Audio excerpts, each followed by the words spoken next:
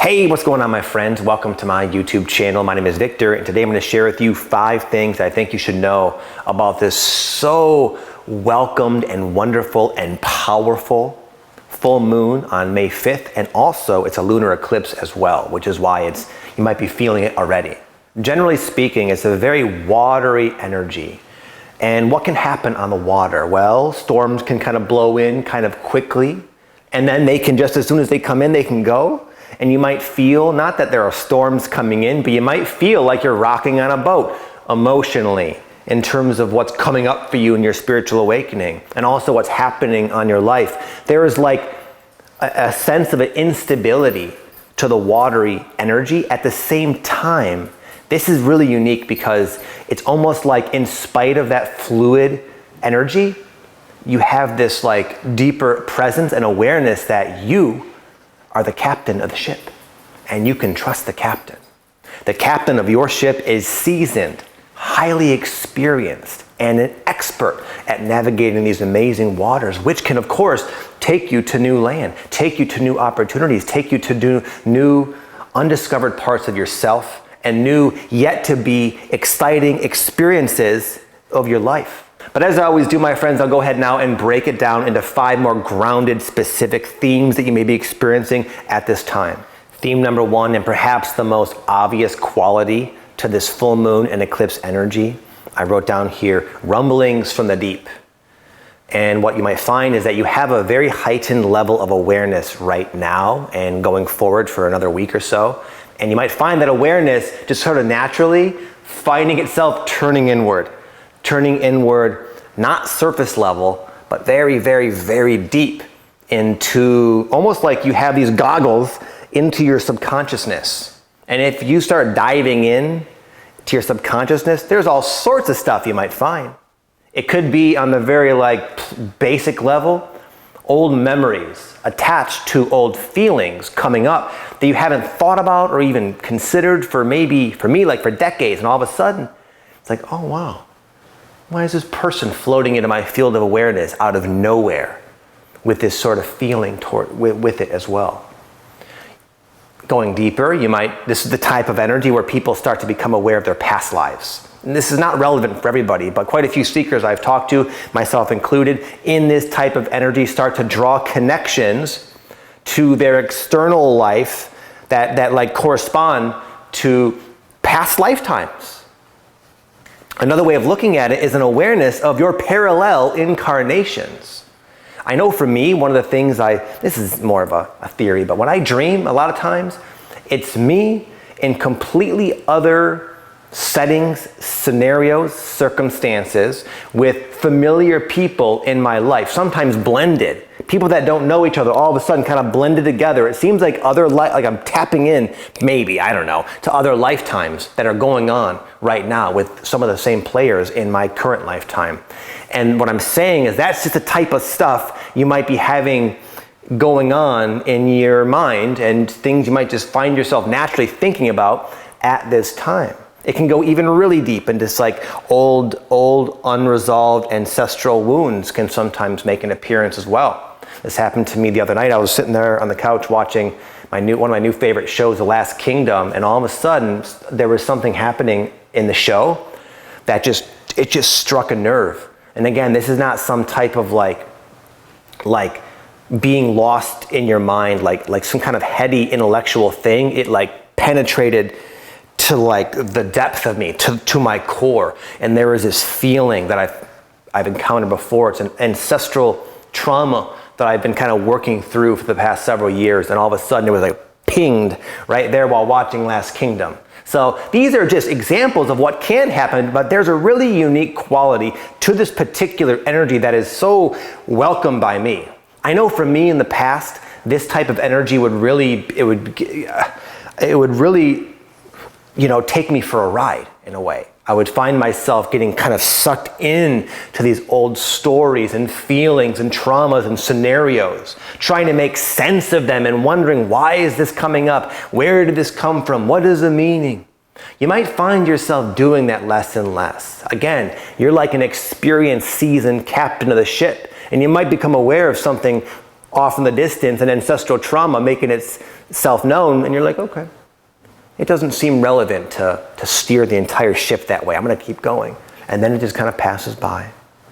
And I invite you to really rest in and just remember that you have that quality. There's a new quality of presence and stability. And you're not going to find it in your emotional body. It can be kind of all over the place. You might not find it in your life. Not that there's anything I'm predicting that's going to be coming in your life that's majorly transformative or changing, but I'm just saying life is always in flux. But there's this quality, and that quality is you, and that quality is stable presence, discernment, maturity, wisdom. And you'll find yourself able to keep going and sailing yourself forward in spite of what feelings are coming up. Number 2 is heightened psychic senses. Now for some of you, it's going to be kind of obvious and like stereotypical. Like my wife, we went on a walk this morning and she was saying that she's been feeling the presence of her grandfather and her aunt who recently died this last year. And she can just feel them around, she said. That's one way of putting it. Some of you might just notice you can see, like sometimes during these energies, I'll notice lights and orbs and things of that nature, auras around people and animals and plants and things like that I don't always see. And sometimes they're just kind of there, just, oh, okay, interesting.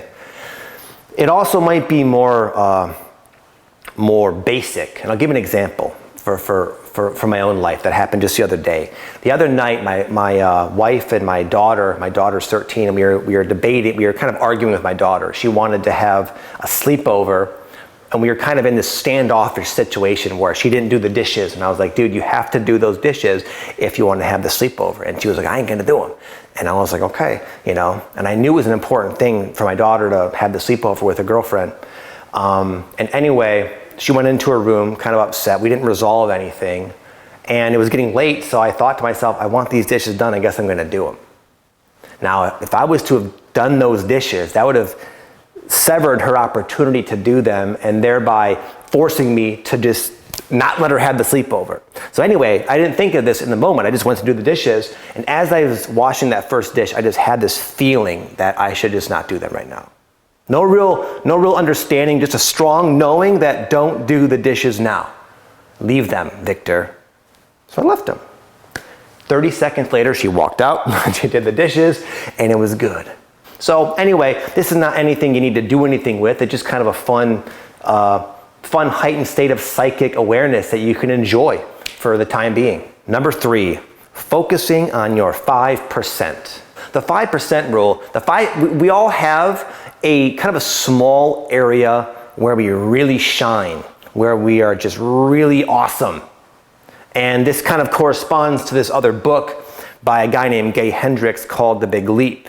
The way Gay Hendricks puts it is that we have different zones. We have the zone of genius, the zone of excellence, and also the zone of incompetence. Zones of incompetence are things we should avoid doing if possible. For me, it's like fixing things around the house. I'm not good at that. It's not a wise usage of my energy and like limited resources to do that. It's better to even have my wife do it, who's better than I am at that kind of thing. Then we have things like our zone of excellence. For a lot of us, that's like our job. But now our job might not be our zone of genius. It might be just something we've done for a long time and became very, very proficient at.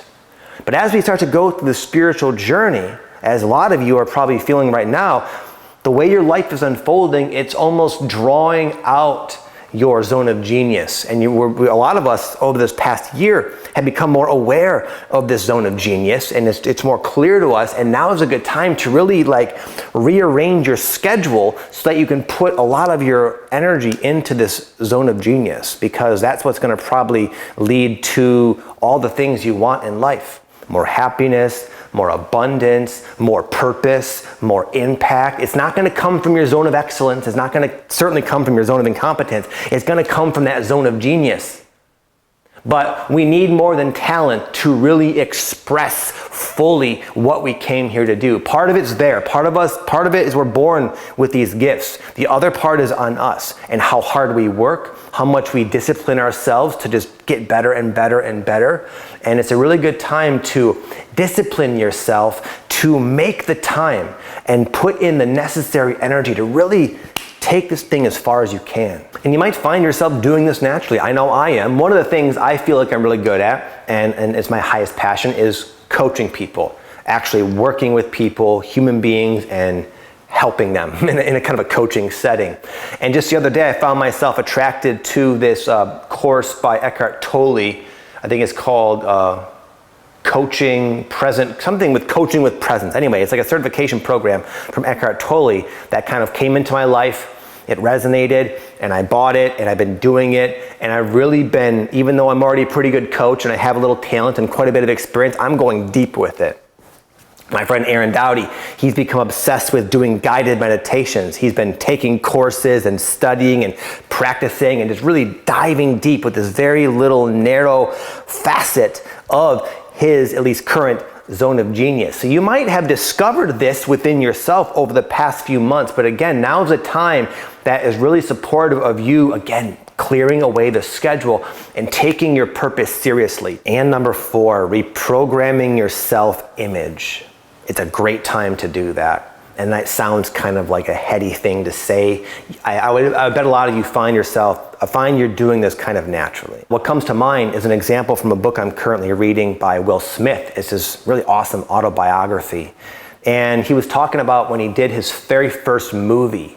And he wanted to really do a good job, obviously. So he took it very, very seriously. And he started experimenting with method acting. If you don't know what that is, method acting is when you become and remain in character, even off the set. You just become and embrace and embody that character for sometimes months and even almost a year at a time. And what he was writing about, he was very surprised at how easy it was to do this, and how easy it was to almost lose connection with the Will Smith he once knew himself as. And it actually, unfortunately, ran into a lot of marital problems with him. His wife was getting fed up with this character that she was sleeping next to and living with for several months at a time. And she'd be like, Will, don't look at me like that. Will, why are you talking like that? Stop it. That's not you. And what he found, Will Smith said that he was really surprised at how easy it was to just create and then reinforce and then become this totally new character. And the self-image, the me with all the limiting beliefs, the me that doesn't think they're capable of doing X, Y, or Z, it's very fragile and malleable and subject to your conscious influence. Not that you have to develop this sort of alter ego, but you can definitely take advantage of this quality of our brain and program in some of the qualities, attributes, etc., that you want more of. Maybe it's more confidence, more decisiveness, being more loving, more accepting of other people, more patient, more grateful. These are all things you can program within yourself very, very easily. And you might find yourself doing this in your own way. Again, for me, I'm going through this Eckhart Tolle program. And Eckhart Tolle, if you don't know who he is, he's an amazing spiritual teacher, and he's always kind of saying the same thing. He's sort of like guiding us from various areas into the present moment. And I've been programming myself as best I can just to be present. And it's been working. I find that I have become a lot more present in the last couple weeks, and it hasn't taken that much effort.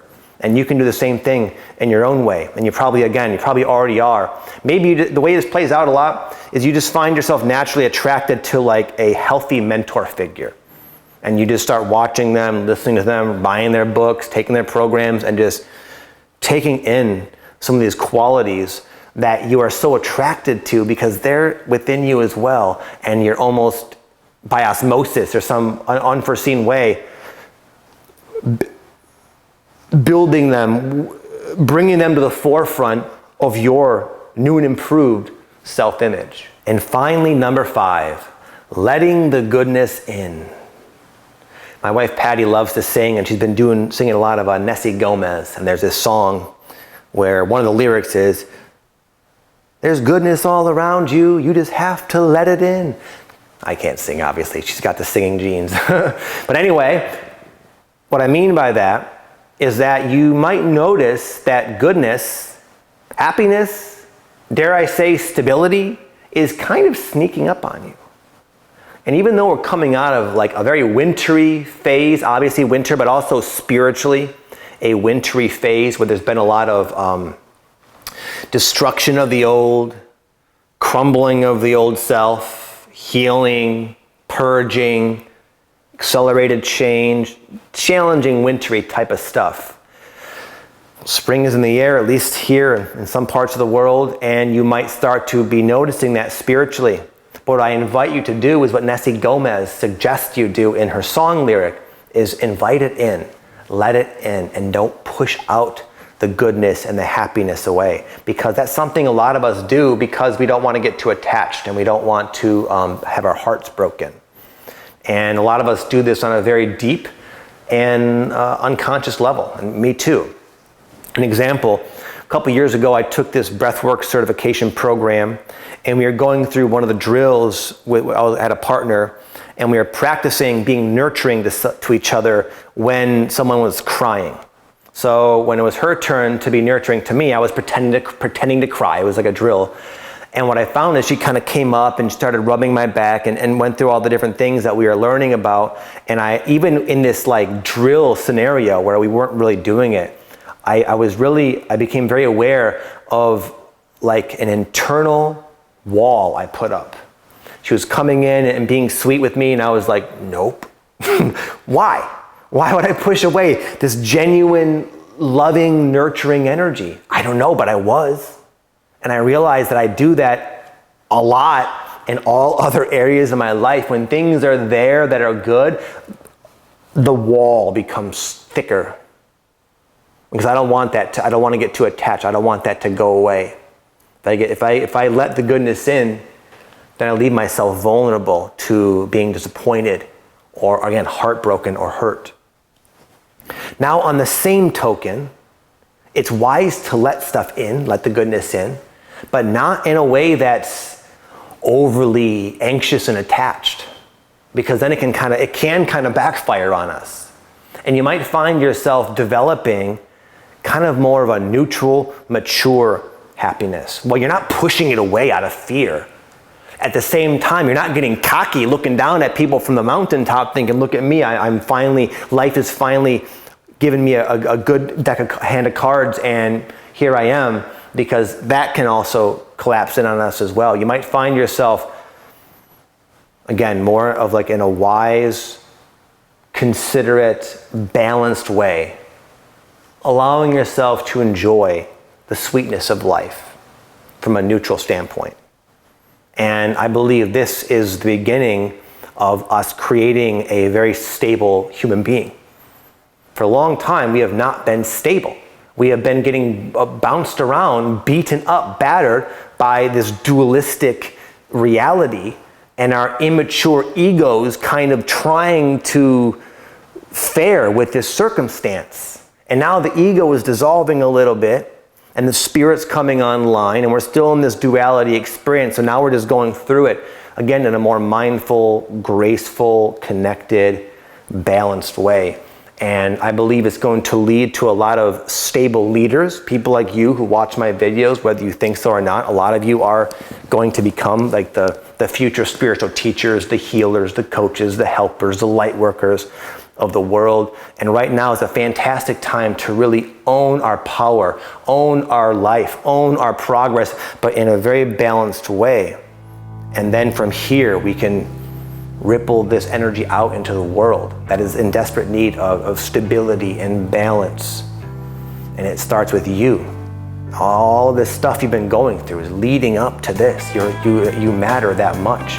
You on your own individual spiritual journey is the beginning stages of this brand new earth that we are creating initially within ourselves, but in time, it will be reflected out. Okay, my friend, I hope you enjoyed the video. Before I go, I want to let you know I'm offering you and everybody here a free guided meditation that I made myself that will help you connect with your higher self.